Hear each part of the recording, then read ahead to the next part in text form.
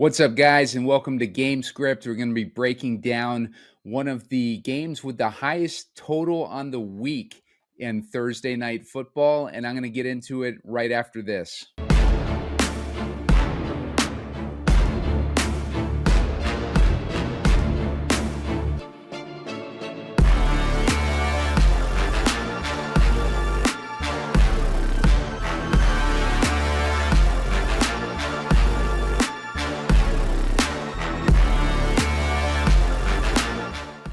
What's up, guys? Simon Edwards at PumaCom with Heatseeker Sports, and you're watching GameScript, breaking down the Thursday Night Football game between the Washington Commanders and the Green Bay Packers. Looking at a 48.5-point total, with the Green Bay Packers favored by 3.5 points at home. And this should be probably one of the better Thursday games that we've seen in a long time.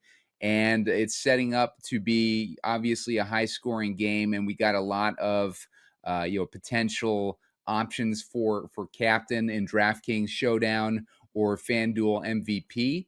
So we're going to be breaking that down in a second. Make sure to hit the like button. I'm looking for 50 likes to put out a shorter video, or at least my favorite picks in the comment section.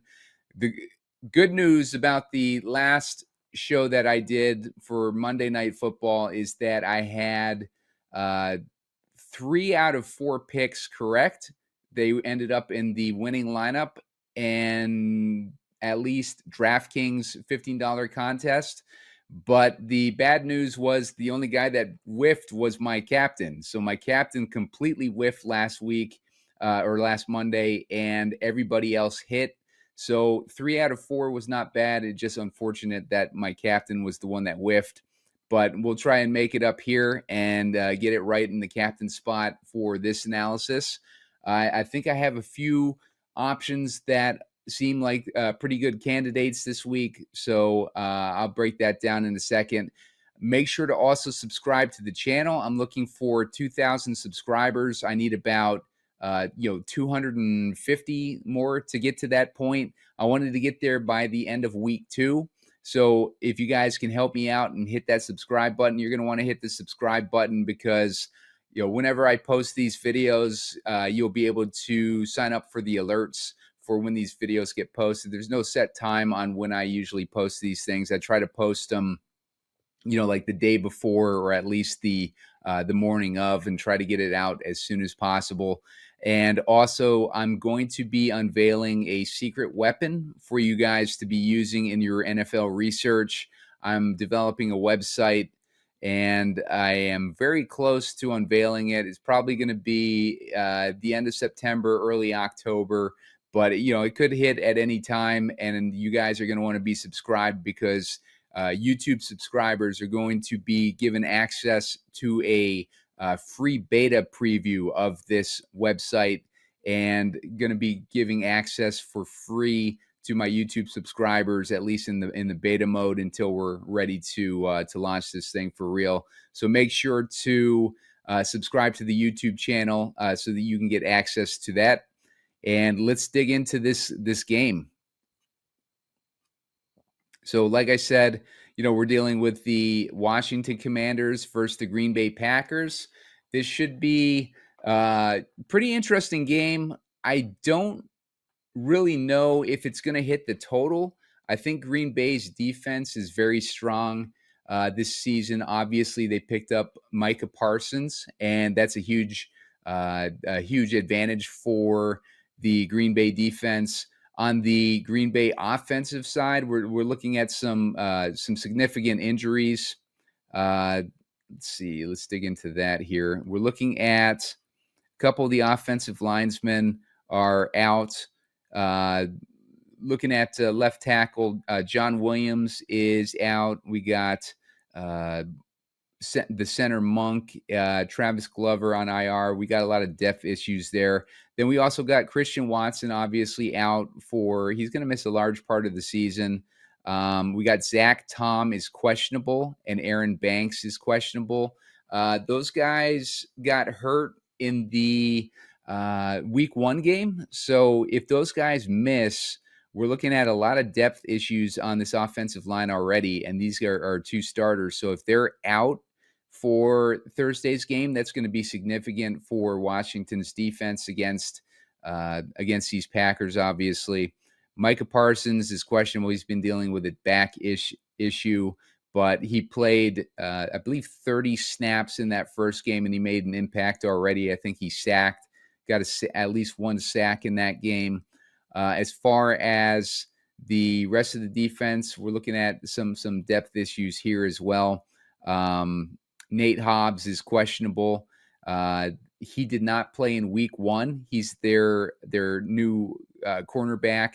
So we need to see what his status is going to be so we have an idea of what those Washington receivers are going to be up against. So if we go over to Washington, we're looking at not as big a deal with the injury report over here. There's nothing too significant. So we're not too concerned about the injury report over with Washington so much as we are with the Green Bay injury report. So important stuff there to keep in mind when we're building our lineups and what we need to look out for with the news on Thursday when that comes out. We're going to want to be paying extra close attention when we get closer to lineup lock, when those inactives come out, probably about an hour before or 2 hours or so before kickoff. So keep an eye on that. And let's dig into this player pool here.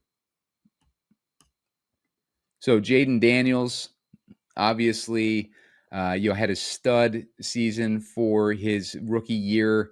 Made it to the NFC Championship, and just clutch player. Guy just does not panic at all. Like he's a very sturdy player.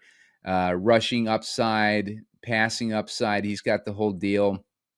The Commanders are the one of the oldest teams in the league. Like their players. Average age is the oldest team in the league, or close to the oldest team in the league. And despite that, Jayden Daniels has just been on fire since since day one, basically. Like their first game against the Tampa Bay Buccaneers last year. That was actually a big week for me. I stacked that game, and Jayden Daniels went off in it, and just made it a really good week. But now we see him in this showdown episode, and he's going to be obviously in play.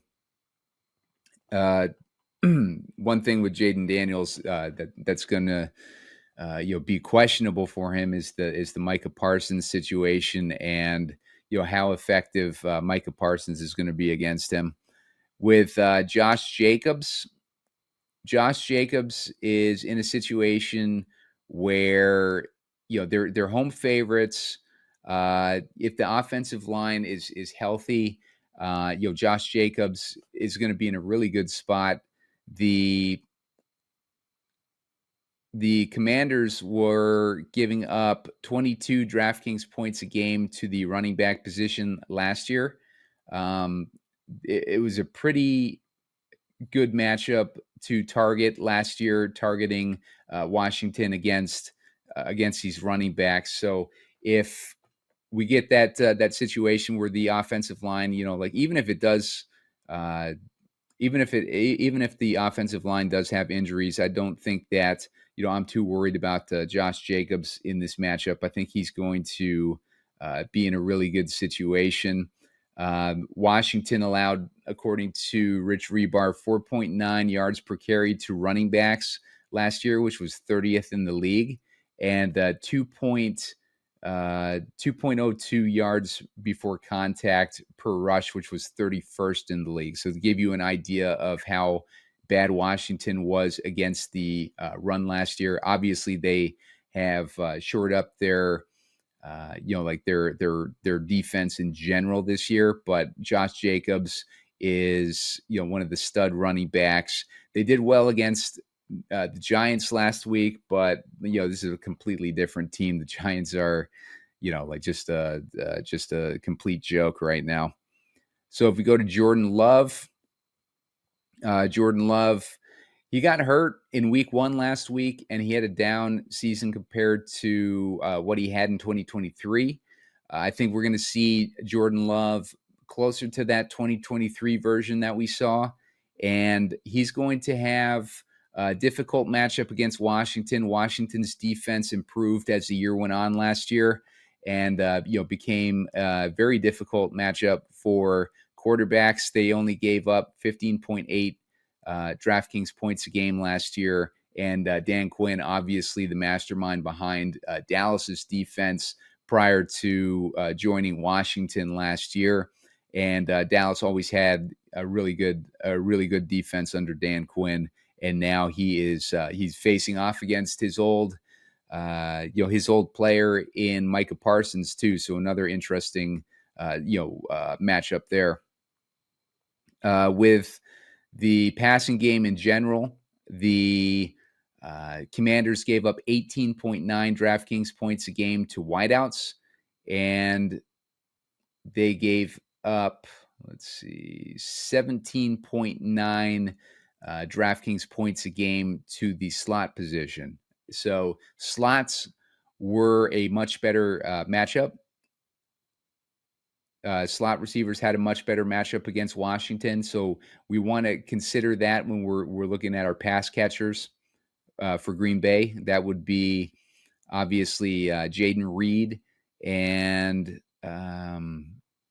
maybe Tucker Kraft. Tucker Kraft runs a lot of his routes from the slot too. So there's two guys there that we can consider against Washington right off the bat. We're moving on to Josh Jacobs. Talked about him already. Like he's going to have a pretty decent matchup in this one. Going on to Terry McLaurin. McLaurin is in an interesting situation. He held out during the entire offseason. Like there was a contract dispute. Finally signed a contract prior to the season starting, but he didn't get any work in training camp or the preseason, and just coming in super rusty last week. Only had 4 targets, 2 receptions for 27 yards against the Giants. They weren't pressed in the second half to throw the ball very often, so Terry McLaurin didn't get much work at all last week. But coming into this situation against Green Bay, he's in a situation where they're facing off against a team that primarily uses zone coverage. And Terry McLaurin last year was a top 15 wide receiver versus zone coverage. So that's going to make him an interesting pick for this week if we think that he is not going to be rusty. We're going to want to keep an eye on his ownership, see what his ownership's at. We have to wait for that to come out. I'm recording this on Wednesday night, early Thursday morning. It's about midnight when I'm recording this. So Terry McLaurin, we're going to have to wait for that ownership to come out to see how we want to play him. But again, all the reason to hit that like button so I can put my picks in the comment section as we get closer to game time. Deebo Samuel, he had a great week last week. 10 targets, 7 receptions, 77 yards, and a touchdown. So rushing touchdown actually for Deebo last week. Another part of this rushing attack for Washington. They're going to be using the rush attack a lot, but Green Bay is a much tougher opponent than the Giants, and Green Bay has a decent rushing defense, but they still gave up 22.6 DraftKings points a game to running backs last year. But again, Micah Parsons joining that team just makes them significantly better in all parts of the defensive line. Deebo Samuel, also a guy that was targeted a decent amount versus zone coverage last week. One thing with Deebo though, I wanted to share is look at his history versus Green Bay. the defensive coordinator, he actually played them last year. The defensive coordinator joined them in 2024. 4 targets, 1 reception for 21 yards. That was in November of last year. Debo had a down year last year. He looks like he's come back in shape this year, but prior contests against Green Bay, different defensive coordinator, but 10 targets, 5 receptions, 52 yards, 2 targets, 2 receptions, 50 yards, and a receiving touchdown. So it gives you an idea. He hasn't crossed, like 52 yards versus Green Bay. That could be interesting for us when we're trying to come up with some player props.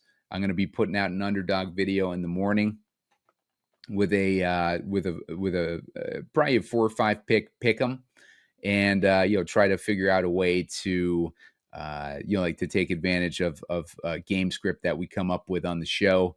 So keep an eye out for that. Subscribe to the YouTube channel. Help me get to that 2,000 number, and get your alerts for these videos when they come out. Jayden Reed is a guy that they target heavily in man coverage. Christian Watson was the lead target in man coverage, followed by Jayden Reed. Obviously, we don't have Christian Watson this season, at least for a big portion of the season. So that's going to make Jayden Reed like their top target from last year versus man coverage, which Washington runs at about a 57% clip. So very heavy man coverage from Washington, and Jayden Reed could benefit from that. He's dealing with a injury though. His foot is hurt, and he's a slot receiver. So he misses a lot of snaps, but Jayden Reed probably has one of the better matchups for Green Bay this week. And like I said, the Commanders give up 17.9 DraftKings points a game to the slot. It is their primary weakness. Krosky Merritt, Bill, is had a good week last week. I think he's getting a lot of hype. He was hyped up in the preseason. He's getting a lot of hype after scoring a touchdown last week. Now, it's going to depend on where we think Washington's going to be, because I think he might be a little bit GameScript dependent. If we see he only had 1 target last week, obviously they got Eckler and Debo to be those short yardage receivers. I think if they get in passing situations, which they might be if they're trailing Green Bay in the second half, if they're going more towards the pass than the run, they don't have a dominant lead like they did last week versus the Giants. I think we're going to see a lot less of Bill this week, and I think that he could soak up a lot of ownership, which is good for us if we think that Green Bay is going to live up to their expectations and have a significant, or not significant, but have a lead in this game. Austin Eckler is a guy that I like. He's a guy that they targeted a lot in zone coverage last week, and he got decent amount of work last year. He's their primary receiving back, obviously. So he should have a decent week this week going against a zone scheme, and the script potentially playing from behind. I would imagine that Austin Eckler is going to get a decent amount of work this week, and I do like him this week, although he is expensive. He's in the flex, he's about 6,800, so that's pretty expensive. Matthew Golden is going to be a wild card for us if we're talking about the Packers, potentially playing with a lead. That might hurt Matthew Golden's value a little bit, but if they're playing against a defense that primarily is a man coverage defense, and Jayden Reed is their best option in man coverage, and Jayden Reed is hurt, Tucker Kraft being the number 2 guy for man coverage, at least last week. Last season, he wasn't that great against man coverage, but he made it a point to improve on on his separation this offseason, and he had a decent week last week. But Matthew Golden could be a wild card for us. He didn't do much last week, but if they are in a situation where they want to test this guy out, test the rookie out against a defense like Washington, maybe he's I don't know how he did against man coverage in college. That's something I'm going to have to dig into a little bit more. But, he could be an option for us tomorrow. And option for us on Thursday.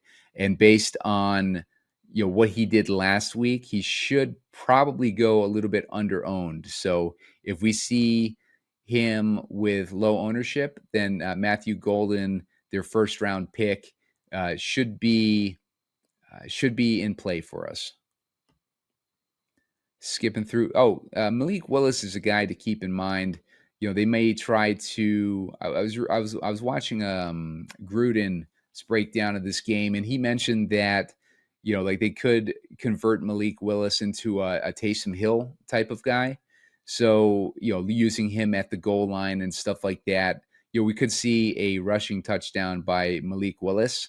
So keep him in mind. He is expensive though at $6K. I generally would not want to start a $6K guy just hoping for a touchdown. We need more than that. But Malik Willis, just something to watch, like how they use him tomorrow. Zach Ertz, he's going to be a decent target for Washington tomorrow. The Packers were giving up 12.6 DraftKings points a game to the tight end position last year, and they were targeted by Detroit by their tight end throughout the matchup last week. So Laporta was probably the most targeted guy on Detroit last week versus Green Bay's defense. So keep that in mind. They were targeting tight ends pretty heavily, and Zach Ertz is one of the guys who Jayden Daniels likes to target already. So Ertz might have a decent game tomorrow or on Thursday. Keep saying tomorrow. I'm recording this at midnight. Tucker Kraft, talked about him already. He's a guy that they like to target at least last week against man coverage, and his improvements against man coverage. Another thing I like about Tucker Kraft is that he's going to be, the primary, not primary receiver, but he's going to probably get the most, run the most routes tomorrow because he's going to be on the field a lot more than a lot of these other receivers. They got a ton of receivers on Green Bay, and they like swapping them in and out, and it's going to be hard to find a receiver who we think is going to get a consistent workload tomorrow. But Tucker Kraft should be on the field for most of the show or most of the game tomorrow. So keep that in mind with Tucker Kraft, and then he has a plus matchup on top of that. Also running routes in the slot where Washington is weak. So McManus and McNamee. Actually, it should be Gay. Gay is their kicker. I don't know what the McManus situation here is. Wait, those are both Green Bay kickers. Let's see what McManus's status is. Yeah, just keep an eye on the injury reports tomorrow. I don't know why they have McNamee in here.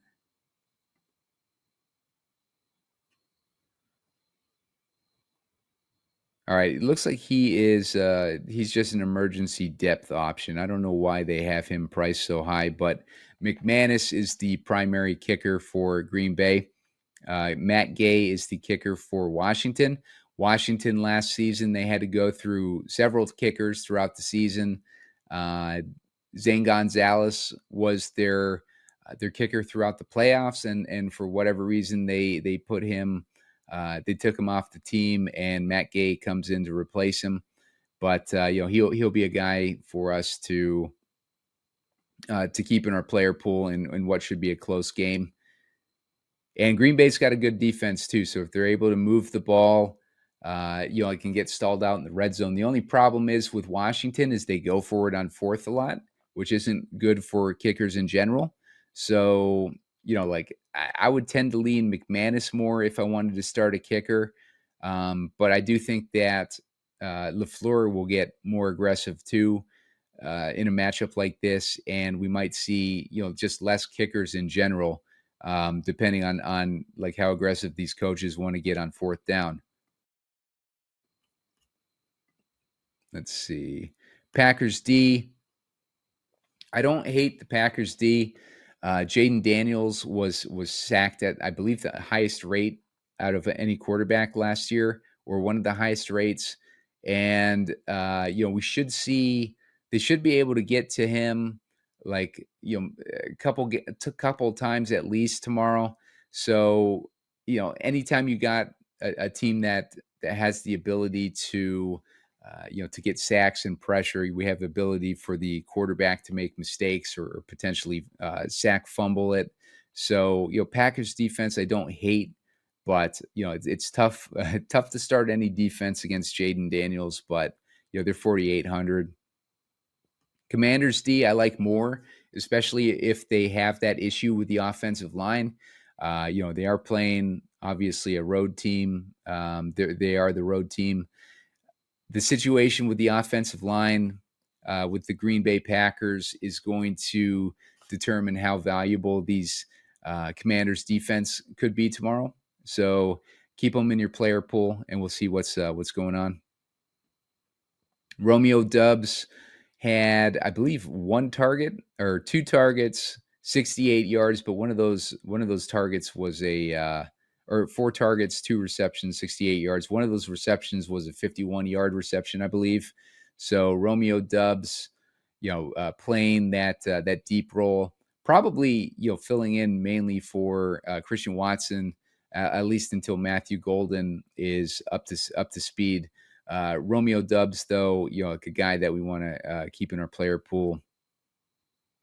Dontavian Wicks, I think he's dealing with an injury. Limited on all 3 week 2 practice reports. He's got a calf injury, but no designation for Thursday's game. So, Wicks should be in play. But it's like I said, they got so many receivers. They're going to spread the ball around so much that we want to get more consistency if we're going for one of these Green Bay receivers, which is why I like Kraft or Jayden Reed seems to be at least in his rookie year was somewhat consistent. He had a couple good weeks last week too, so it's going to be tough to kind of nail down these Packers picks, other than knowing that Jayden Reed's the guy that gets targeted against man coverage. And he's also in the slot, which is like another reason to target Jayden Reed against Washington, who's weak against the slot. So a couple of things working in Jayden Reed's favor. Noah Brown, slot receivers versus Green Bay, scored 17.2 DraftKings points. So they were not far behind what the slot receivers versus Washington scored. Like there was a 35% target rate for slot receivers against that defense last year. So that's going to put Noah Brown in play along with Deebo Samuel. Noah Brown might be sneaky for us if everybody wants to be on Deebo and we want to pivot to Noah Brown at a cheaper price, $3,200. Then Noah Brown came through a lot for us last year. There was a couple games that we used him. He got 3 targets last week too. Yeah, he was a favorite target of Jayden Daniels last year when he was healthy. So Noah Brown is he's always a reliable receiver too. So I would not be surprised to see him score a touchdown against, kind of a weak Green Bay slot defense. McNichols, not really interested there. That's a little bit too dumpster dive for me. Musgrave, we could see Musgrave get some work tomorrow. One target for 4 yards in the last game. I'm not really high on him. Scrolling down, I don't see a whole lot of guys I'd be interested. Maybe Hardman on Green Bay. But, the rest of these, Ben Sinnott might be interested in that 200. Let's see what he did last week. No targets. He was supposed to be like a good tight end for Washington, but they obviously signed Zach Ertz, and Zach Ertz ended up having a really good season. And Sinnott, I just don't think Sinnott got opportunity, so wasn't able to do much there. Malik Heath is a guy that we've seen come alive for Green Bay in the past. He's a $200 guy. Another thing you're going to want to keep a look out for the inactives for any of these cheaper guys tomorrow, so not to make the mistake of starting some of these guys.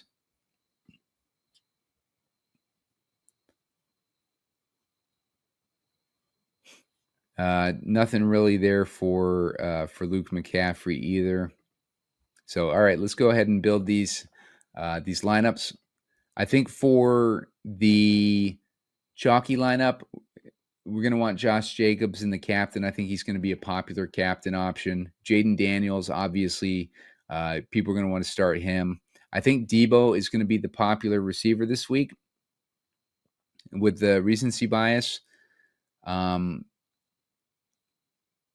see, against Green Bay, if we're looking down here, I'm thinking that Kraft might be popular. Let's get him in there. So we got 9,100 for 4,500 per guy. If we're looking for a cheap option, Dubs at 4K, I think makes for a cheap receiving option for Green Bay. And then we got, like all the kicker options if we go this route, kickers or defenses. So yeah, I mean that's an interesting way to go for like for what might be a chalkier build. Let me see what RotoGrinders Optimizer gives me for an optimal. This is based off of RotoGrinders projections. They've got Jordan Love in the captain, Chris Brooks, Romeo Dubs, Terry McLaurin, Josh Jacobs, and Jayden Daniels. So they're putting in Dubs, which I anticipated.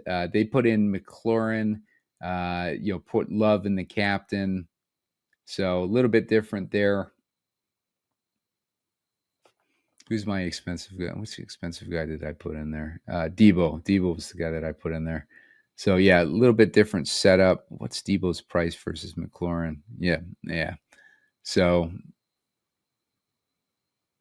that's with RotoGrinders projections. I didn't put in my my own projections in there. So just to give you an idea what an optimizer might spit out for you. All right, so I'm going to clear this out.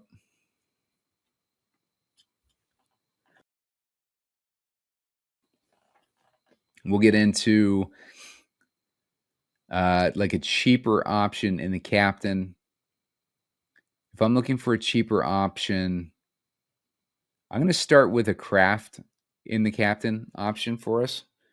Kraft, like I mentioned, could be a target here against man coverage, running routes in the slot against a weakened Washington slot defense. And, he's become a favorite target of of Jayden Daniels, or of Jordan Love in general. So I'm going to get Kraft in there. Let's get Daniel in there. Let's get Jacobs in there.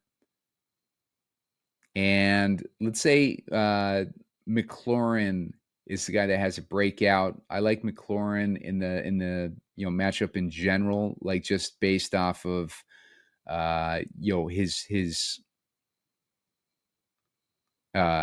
his performance versus zone coverage. And I want to get Eckler in this lineup. This leaves us with 4,500. We could get Dubs in there, get us a deep guy. We could get Noah Brown in there. Dante, I don't know why Wicks is only 3,600. These guys are all pretty cheap. Commanders D is another option. We're not quite at the kickers. If we wanted to swap out Eckler and put Golden in instead, I think that would unlock the kickers for us and the Packers defense. So it doesn't unlock all the kickers. It unlocks the Packers defense and Gay for us, Matt Gay. So we'd have Gay, Commanders, Romeo Dubs, Noah Brown as all options there. So, I don't hate that type of build. If you want to switch out, let's say that McLaurin ends up having, like recency bias, like low ownership. Let's put him in the captain. We got Daniels, Jacobs, Golden. Let's get Kraft in this one too. He's cheap at 5,400. Leaves us with 3,100. If I had to go this low, Rodriguez was a healthy scratch. This one would be a little bit trickier, but they had Brooks in there for the optimizer build. Let's see. If we wanted to get rid of Golden, let's get rid of Golden. Let's put Dubs in there instead. That leaves us with 5,500. At least we can get like McManus, Packers. If we wanted to swap out Dubs for Ertz, we could at least put like Wicks or Brown like in there and get one of those guys in there. So plenty of options there. Kind of fits our game script as well. McLaurin and Kraft, I think, are going to be the most interesting captain options tomorrow on Thursday. So let's move on to FanDuel real quick. I'll open that up. Forgot to do this last couple shows with FanDuel. It's going to take some getting used to. FanDuel upping its offerings this week or this season with improving their single game contests. All right, so let's go to Thursday's contest. So, there's still a lean towards quarterbacks, especially rushing quarterbacks over on FanDuel. It's just tough to beat these types of quarterbacks unless, like Josh Jacobs goes off or something like that. But let's start with Jayden Daniels in that captain. It's going to take up a huge portion of our salary. Josh Jacobs, like I said, I like the running game for Green Bay tomorrow. It's going to be hard not to build a chalky lineup over here on FanDuel, even with the they finally made it 1.5 times the salary in addition to the points for MVP. So you can't just plug in the QB every time without taking a salary hit.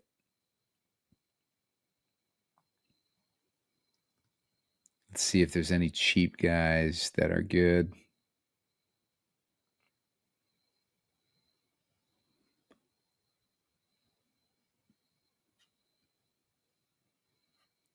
See, this would be if Malik Willis was cheap here. Let's see what Malik Willis is, because if we could get a Taysom situation. Oh, he's $1,000. So let's put Malik Willis in there. Now this is how we can differentiate ourselves a little bit over here on FanDuel. If we're putting Malik Willis in there, as opposed to Jordan Love, like anticipating Malik Willis to potentially, get a goal line carry or something like that. Let's say he converts a touchdown. We're not expecting like a C situation here where Jordan Love gets hurt and Malik Willis takes over. But I mean, that could happen. That could happen where we get Malik Willis as like a substitute, quarterback in this one. But I'm playing it more as a Taysom Hill situation where he comes in like a goal line situation and he ends up getting a touchdown somehow. So Malik Willis at 1K on FanDuel, like that's dirt cheap. That's going to leave us with 10-6 per guy. So let's get McLaurin in there. You can get McLaurin or Samuel in there. And then, like the 9,800, we can get Jayden Reed in there too. Or if you like Krosky Merritt or Austin Eckler. I mean, that's a pretty good lineup there, I think. And, if you wanted to swap out Tucker Kraft with Matthew Golden, you'd probably have to go down from Terry McLaurin to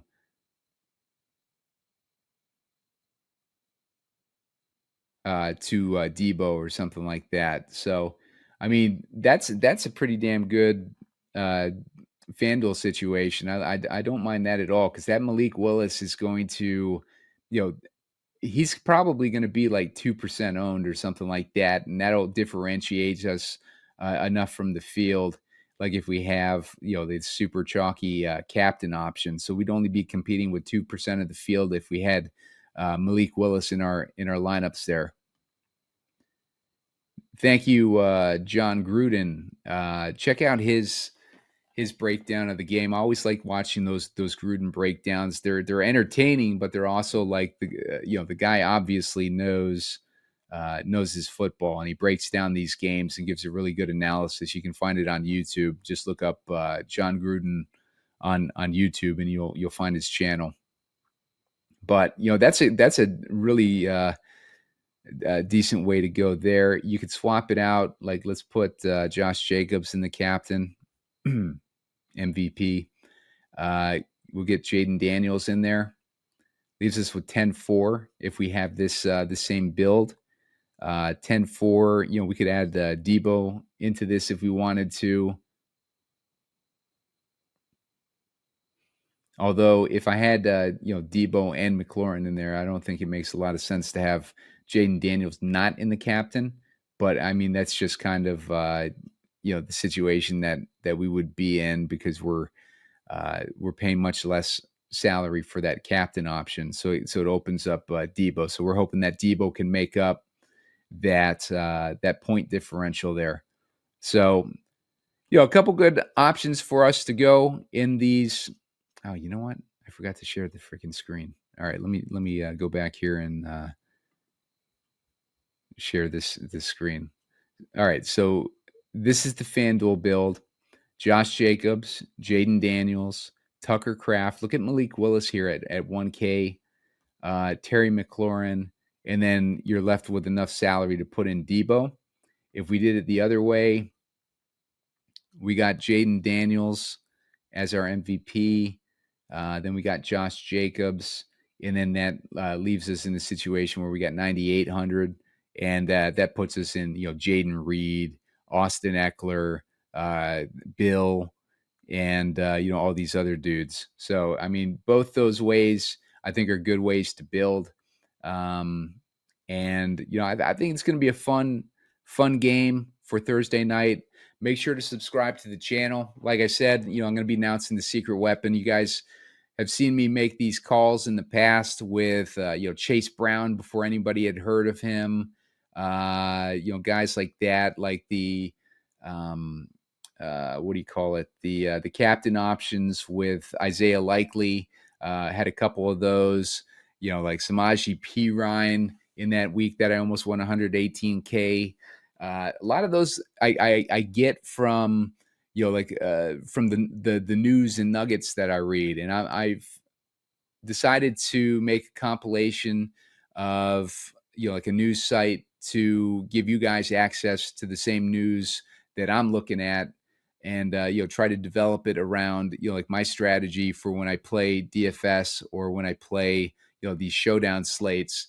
Like to give you guys another tool to use, different from what all these other sites offer with their like their projections or their optimizers and stuff like that. But I'll be primarily like a content site, so you're going to want to have access to that, and you get that free beta. Like I said, subscribe to the YouTube channel so that you know when it's coming out and you know how to get that free beta. Also, make sure to hit that like button. Get me to 50 likes so I can put out my favorite plays in the comment section. And that's it for this week, guys, or for this show. I will see you guys with my underdog short video tomorrow. Thanks.